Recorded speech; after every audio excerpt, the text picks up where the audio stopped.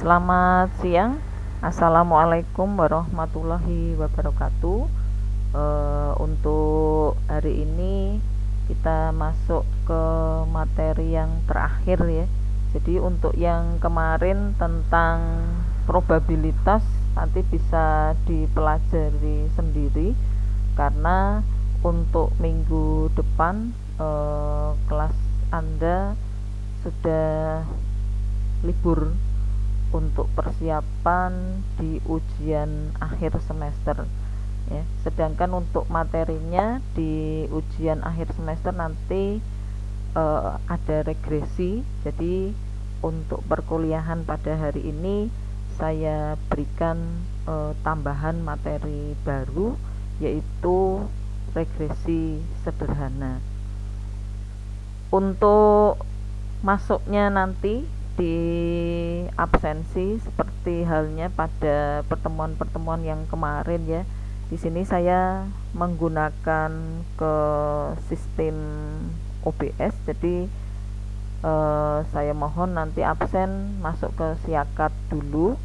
Kemudian di situ sudah ada link YouTube saya, tinggal Anda memberikan komen hadir ataupun untuk absen ya, harus absen di Siakat. Terus untuk hal-hal yang berhubungan, mungkin ada yang belum paham, bisa chat ke saya atau nanti WA saya tentang materi hari ini. Ada yang mungkin masih sulit atau belum paham tentang materi regresi. Saya mulai untuk regresi sederhana. Di dalam analisis regresi sederhana ini berbeda dengan korelasi ya. Kalau yang korelasi kemarin kita menganalisis tentang hubungan antara variabel X dan variabel Y. Kemudian di dalam korelasi itu kita menilai tentang koefisien korelasinya, kemudian kita menilai juga tentang arah hubungannya, apakah arah hubungannya positif atau negatif, dan juga untuk menilai dalam korelasi tersebut adalah tingkat keakuratan ataukah tingkat keeratannya dari korelasi. Nah, kemudian apa sih yang harus kita analisa dengan menggunakan alat regresi ya? Bedanya apa antara regresi dengan korelasi? Tetapi kalau kita melakukan uji di dalam suatu penelitian untuk regresi dan korelasi itu berkaitan. Jadi mesti ada kedua-duanya dipakai. Kalau kita melakukan regresi, otomatis korelasi itu nanti akan mengikuti, istilahnya nyangkut ya dengan regresinya. Tapi kalau kita menganalisis dengan korelasi, itu belum tentu regresinya kita aktifkan atau kita masukkan dalam analisis korelasinya. Kita lihat dulu di dalam analisis untuk regresi di sini di materi saya. Untuk yang sistem sama untuk yang grafis sama ya, tentang analisis regresi di sini. Pengertian dari regresi. Analisis regresi ini merupakan studi ketergantungan, beda dengan korelasi. Kalau korelasi yang kemarin yang sudah Anda presentasikan, kemudian yang sudah Anda pelajari juga, itu bukan ketergantungan, tetapi tentang studi hubungan. Jadi berbeda, jangan disalahartikan, maksudnya jangan disamakan. Kemudian kalau Anda memberikan korelasi mesti bentuknya ketergantungan, bukan. Kalau kalau korelasi itu hubungan ya. Kalau regresi ini tentang studi ketergantungan. Studi ketergantungan satu atau lebih dari variabel bebas atau yang kita sebut dengan variabel independen. Jadi variabel independen itu kita sebutnya sebagai variabel bebas. Kalau di korelasi kan kita hanya menyebutnya sebagai variabel X dan variabel Y ya. Jadi tidak kita sebut variabel independen dan variabel dependen ya. Tapi kalau di regresi variabel bebas ini bisa lebih dari satu terhadap variabel yang tidak bebas. Jadi variabel tidak bebas atau yang kita sebut dengan dependen. Jadi pengaruh atau ketergantungan variabel bebas terhadap variabel yang tidak bebas atau variabel dependen. Kemudian dengan maksud untuk meramalkan berapa nilai variabel tidak bebas tersebut. Kemudian variabel independen atau yang disebut dengan independent variable itu merupakan tipe variabel yang menjelaskan, atau kita bisa menyebutnya dengan yang gampang, mempengaruhi untuk variabel lain ya. Kemudian kalau variabel dependent atau yang disebut dengan dependent variable itu merupakan tipe variabel yang dijelaskan atau yang dipengaruhi oleh variabel independen. Kedua tipe variabel ini merupakan kategori variabel penelitian yang paling sering digunakan. Jadi kalau misalnya nanti Anda melakukan penelitian, melakukan suatu studi, apakah di situ bisa memberikan suatu penjelasan, misalnya variabel A itu mempengaruhi variabel B, atau variabel A, variabel B, variabel C bisa mempengaruhi variabel X. Nah, ini kita menggunakan dengan regresi, bukan ke korelasi ya. Kalau korelasi hanya satu hubungan saja, variabel X dan variabel Y-nya. Kemudian contoh di dalam penerapan analisis regresi ya, contohnya seperti dulu kita pernah ya membuat suatu perhitungan untuk mean, median, yaitu pada bentuk ke deskriptif analisis tentang berat badan.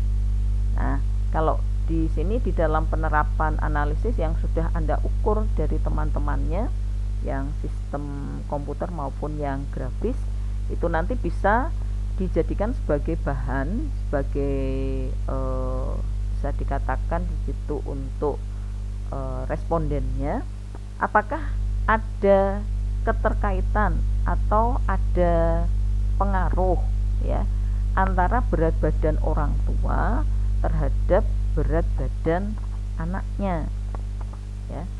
Kalau misalnya saja mungkin yang punya orang tua gemuk, tetapi untuk berat badannya dari si X itu mungkin tidak sama. Saya kurus tapi orang tua saya gemuk.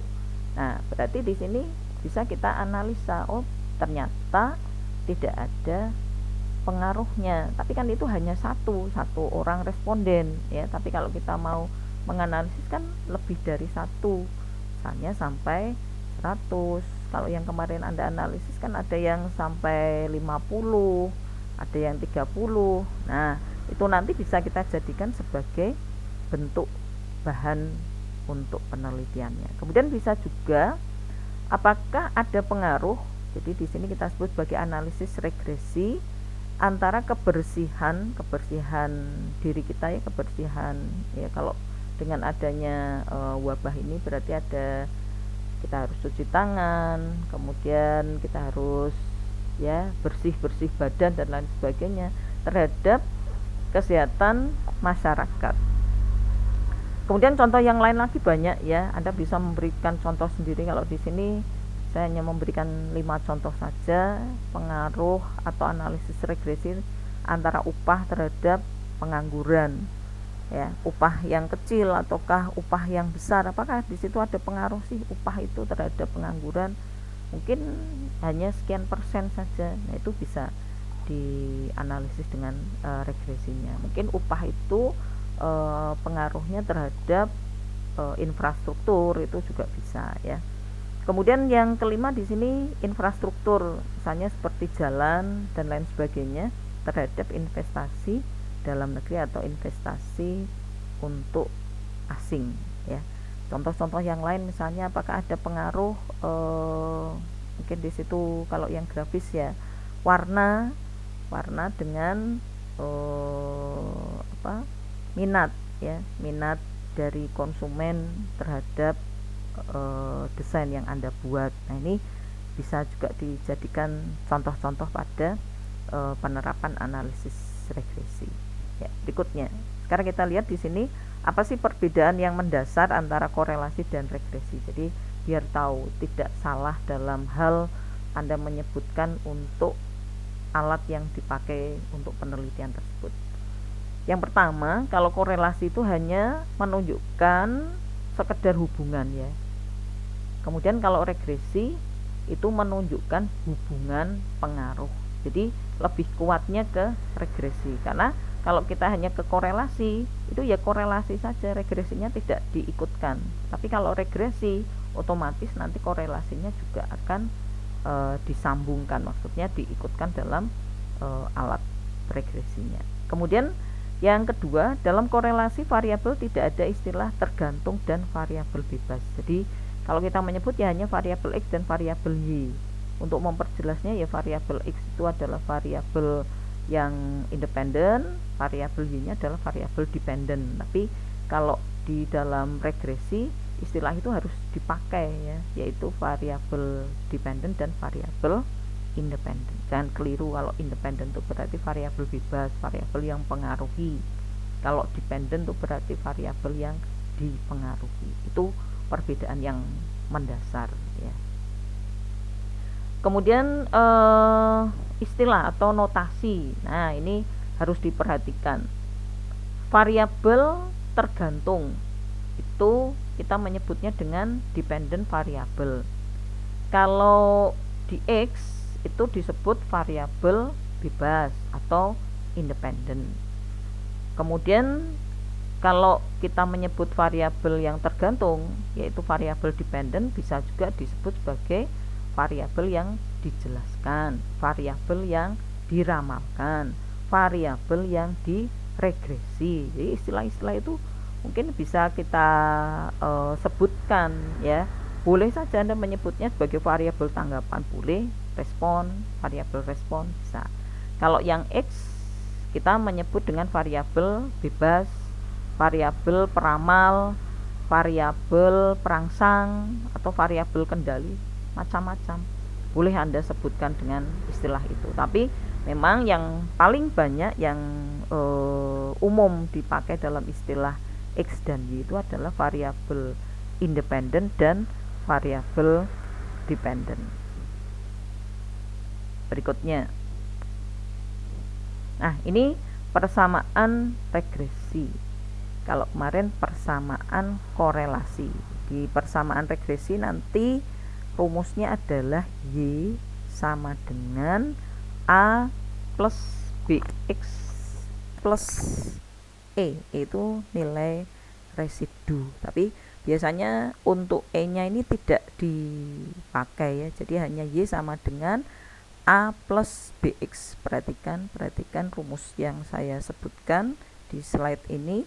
Untuk persamaan regresi linear sederhana adalah Y sama dengan A plus BX Untuk yang E itu sebagai nilai residu, nilai sisa, boleh Anda tambahkan, boleh juga tidak.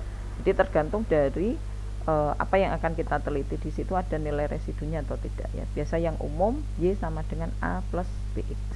Untuk mencari A itu adalah sigma Y dikurangi B kemudian dikalikan dengan total dari X dibagi N.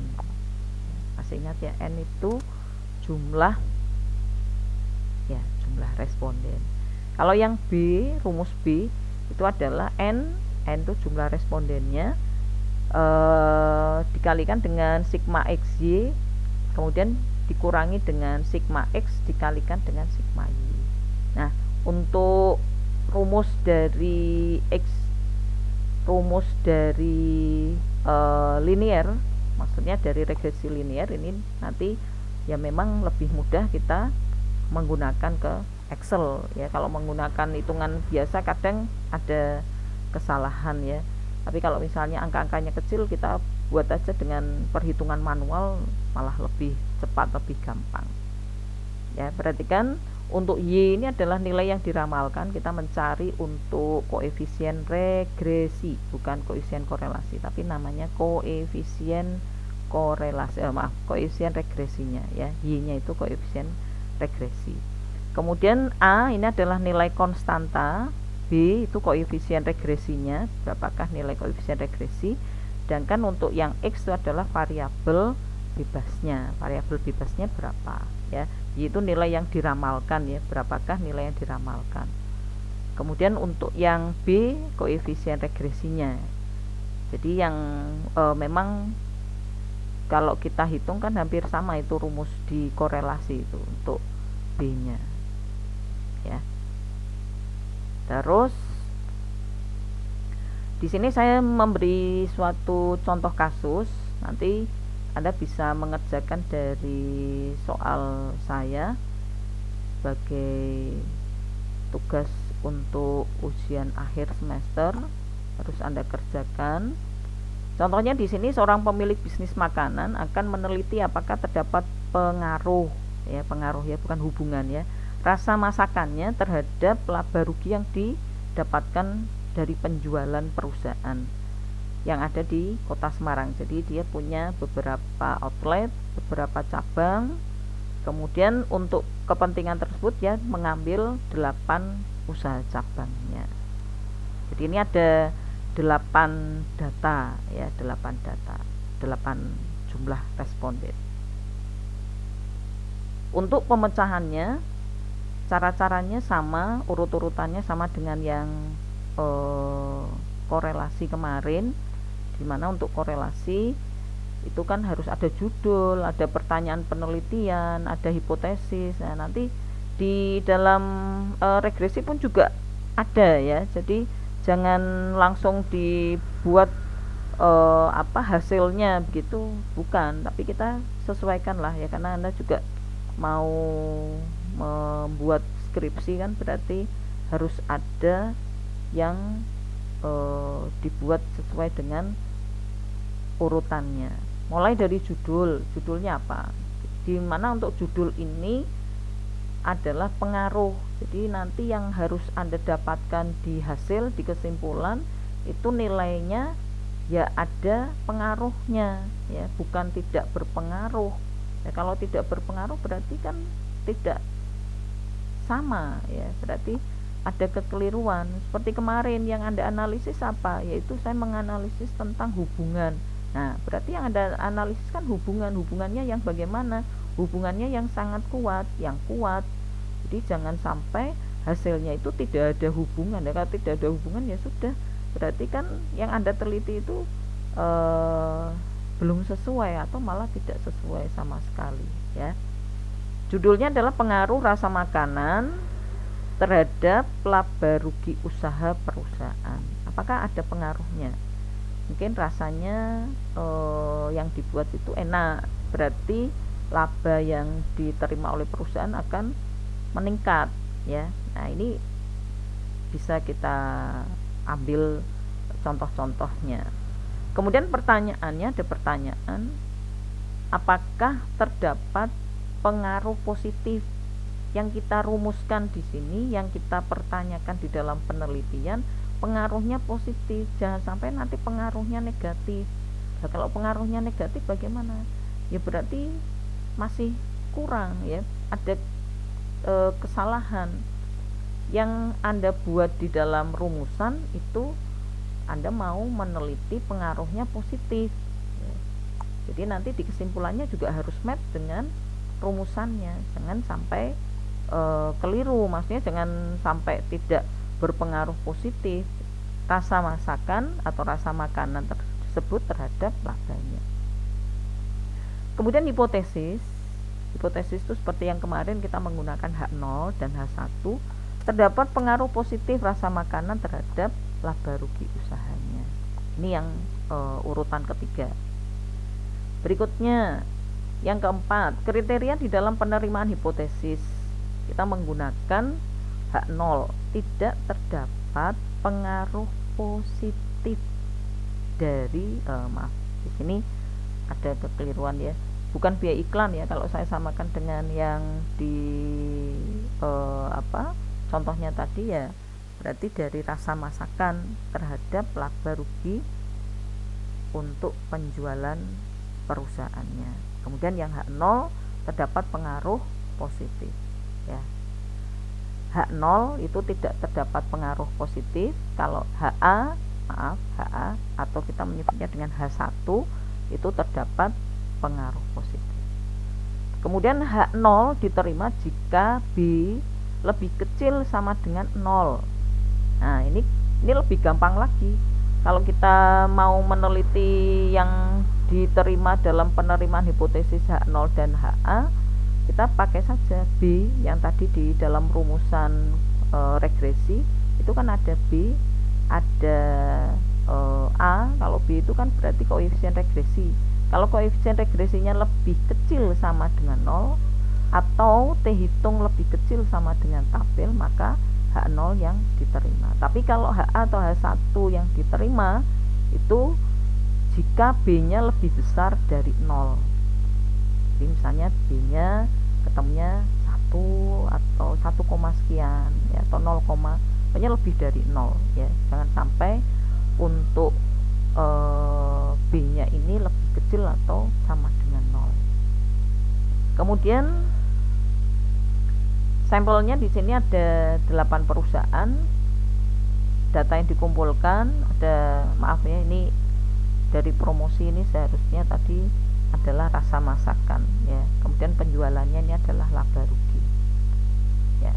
Untuk analisis datanya nanti ada 8 langkah, mulai dari persamaan regresi, nilai prediksi, koefisien determinasi, kesalahan baku estimasi. Tapi nanti di dalam analisis datanya tidak perlu sampai 8 urutan ini ya, tapi yang kita masukkan 1 di persamaan regresi, nilai prediksi, kemudian untuk kesimpulannya saja. Jadi kalau nanti kita menggunakan di komputer statistik, nah itu baru semuanya kita pakai ya, karena akan jauh lebih mudah kalau kita menggunakan ke sistemnya, maksudnya dengan menggunakan pada SPSS ya. Kita lihat persamaan regresi nanti gunakan dengan bantuan Excel, atau mungkin kalau Anda tidak menggunakan bantuan Excel ya silahkan dihitung manual pakai kalkulator,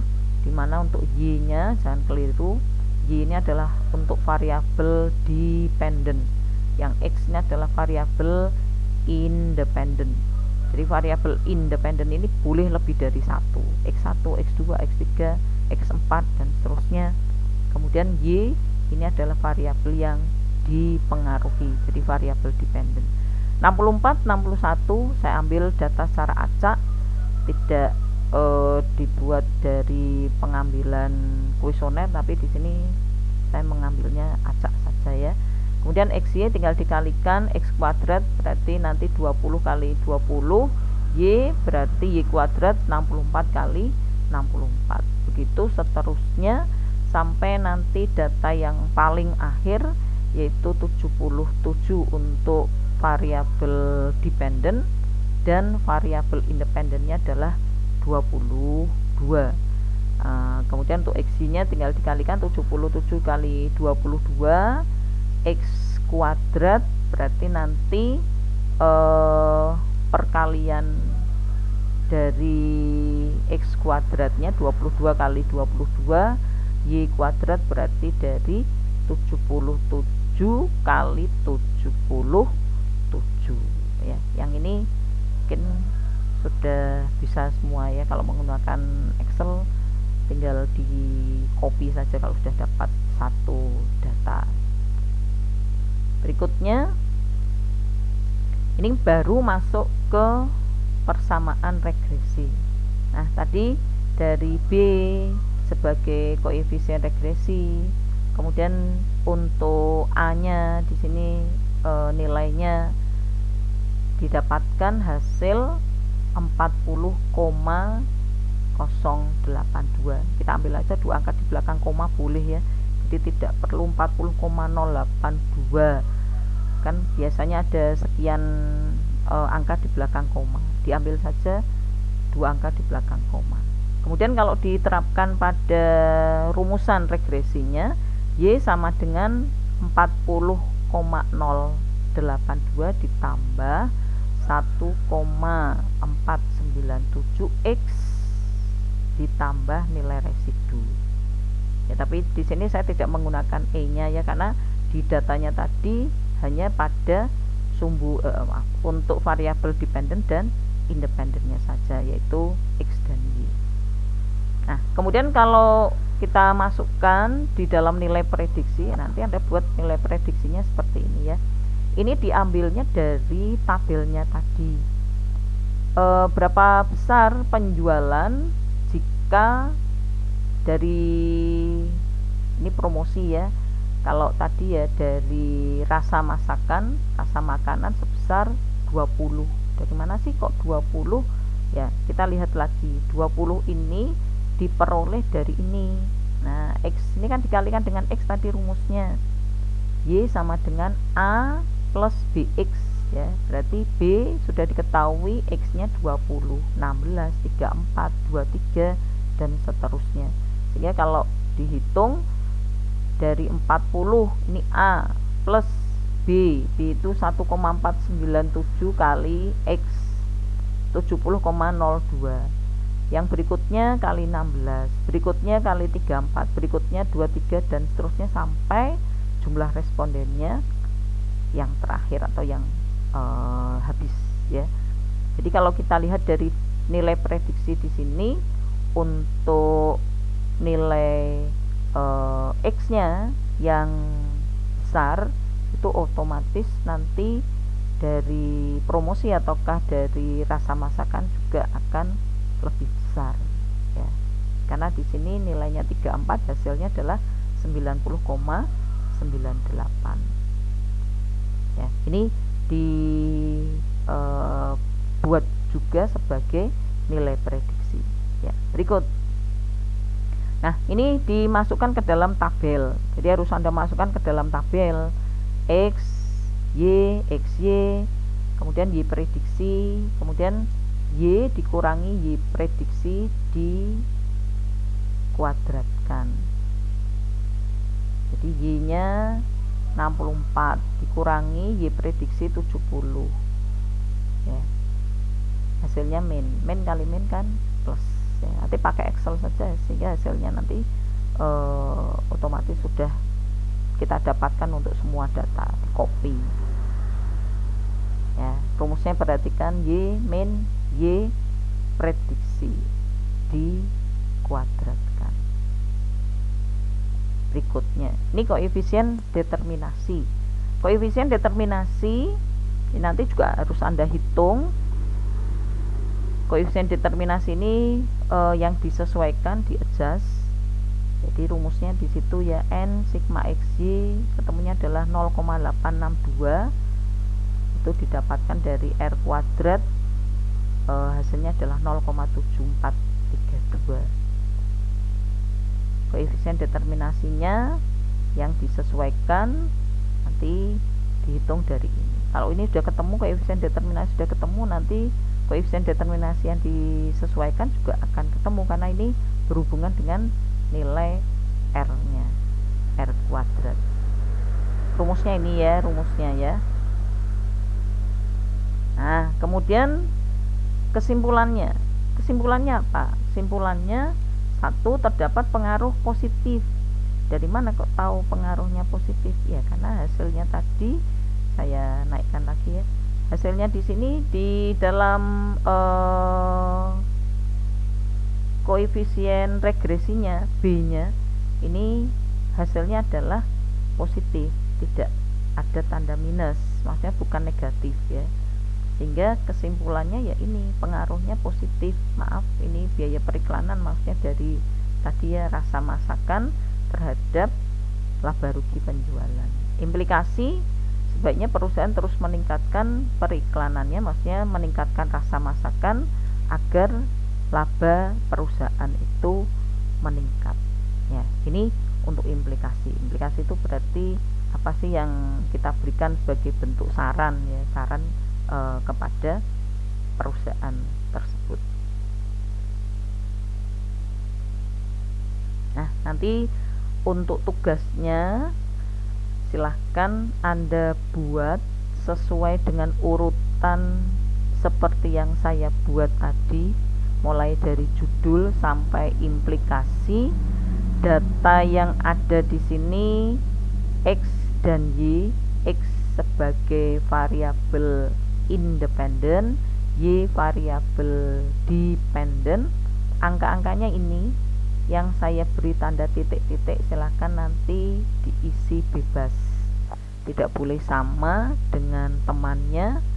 Kemudian Anda buat di folio atau dicetak juga boleh, kemudian kirim ke email saya ya, dikirim ke email saya, jangan lupa, jangan dikirim ke WA ya. Kalau dikirim ke WA nanti banyak sekali, saya malah bingung karena di situ juga tumbukan dengan kelas-kelas lain, sehingga Anda kirim saja ke email ya. Kalau misalnya bisa ya, kalau email kan berarti bisa jadi satu ya, kalau jadi satu ya silahkan nanti siapa yang mengirim untuk satu kelas ya. Sistem sama yang grafis itu malah jauh lebih efisien ya, lebih efektif, karena kalau satu-satu saya harus membuka satu-satu itu lama. Kalau di sini hanya satu orang, misalnya dari Mas Bagus tuh yang sistem atau Mbak Febriani yang di grafis, nanti kumpulkan satu kelas, maksudnya dari satu jurusan, yang sistem ya sistem, yang grafis, nanti biar lebih gampang saya untuk menilai ya. Kemudian untuk batasannya, karena ini tugas sebelum ujian akhir semester, berarti sebelum ujian akhir harus sudah saya terima di email saya ya, paling lambat ya mungkin 10 hari ya, 10 hari dari hari Senin ini. Kalau Senin besok kan berarti masih 1 minggu, boleh lebih dari itu, tapi tidak boleh lebih dari 10 hari. Sudah saya kasih batasan itu. Kalau misalnya nanti untuk tugasnya belum saya terima di email saya, ya berarti untuk tugas tidak ada ya. Mungkin ada pertanyaan dari masing-masing. Tidak dibuat kelompok ya, tidak dibuat kelompok. Kalau dibuat kelompok seperti kemarin presentasi, saya malah bingung karena satu dengan yang lainnya tidak siap ya, siapa yang jadi moderatornya, siapa yang jadi juru bicaranya maksudnya ya. Jadi ini tugasnya adalah tugas individu.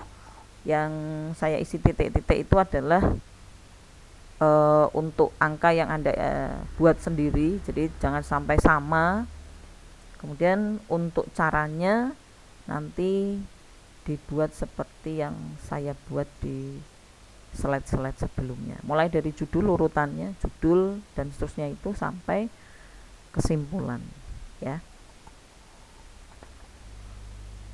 Nanti untuk materinya saya share di Mas Bagus atau mungkin di yang lain ya, karena yang saya simpan hanya ketuanya saja ya. Kalau tidak ada yang ditanyakan, saya akhiri dulu untuk pertemuan hari ini. Tetap semangat, sehat selalu. Wassalamualaikum warahmatullahi wabarakatuh. Nanti sampai jumpa pada pertemuan selanjutnya.